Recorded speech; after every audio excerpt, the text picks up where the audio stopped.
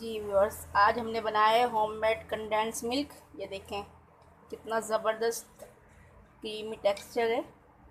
तो चले आइए देखते हैं हम अपनी रेसिपी। रहीम अस्सलाम वालेकुम व्यूअर्स, और कैसे हैं आप लोग। तो आज मैं लेकर आई हूँ एक और न्यू रेसिपी आप लोगों के लिए। जैसे कि आप देख रहे हैं, दूध को मैंने बॉयल होने के लिए रख लिया है। आज मैं बना रही हूँ होममेड कंडेंस मिल्क। आधा किलो दूध लिया है। अब हम इसमें शामिल करेंगे आधा किलो दूध में 1 कप चीनी, साथ ही शामिल कर देंगे बॉयल आते ही बस। और इसको पकने देंगे। हमें इसे हाफ से भी कम करना है, इतनी देर पकाना है। हल्की आंच पे भी नहीं बल्कि दरमियाने फ्लेम पर इसको पकाना है। और ये मुसलसल चमचा हिलाना है इसमें। ये देखें कितने अच्छे से पक रहा है हमारा कंडेंस मिल्क। अगर आप चाहते हैं कि इसमें लम्स ना बने तो आपने इसको मुसलसल हिलाते रहना है।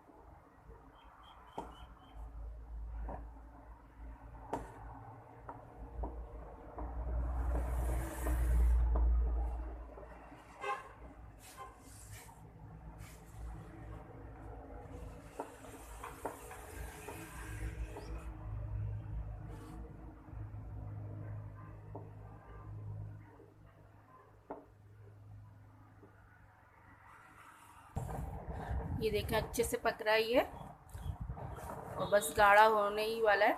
आपने ये करना है, आप लो फैट मिल्क भी ले सकते हैं और फुल फैट मिल्क भी ले सकते हैं। आप इसे कई रेसिपीज़ में यूज़ कर सकते हैं, बड़ा ज़बरदस्त सा टेस्ट आता है। अभी हम इसमें एक चीज़ और डालेंगे, बताती हूँ मैं आपको। थोड़ा ये गाढ़ा हो जाए, ठीक हो जाए,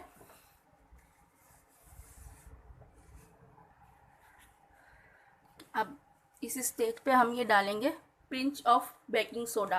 एक चुटकी, सिर्फ एक चुटकी बेकिंग सोडे के।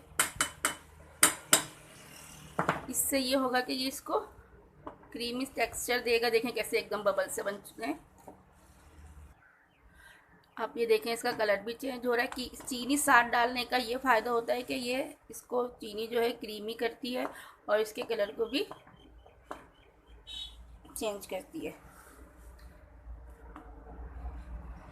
हमने इसको बहुत ज़्यादा ओवर कुक नहीं करना, बहुत ज़्यादा गाढ़ा नहीं करना, क्योंकि ठंडा होने के बाद भी ये गाढ़ा होगा।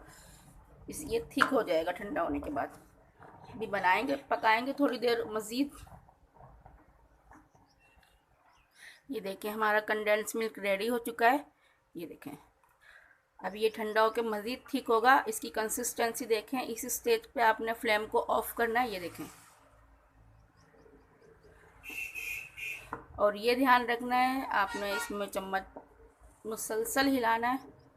और अब मैं इसकी फ्लेम ऑफ कर रही हूँ और फिर मैं इसको डिश आउट करूँगी।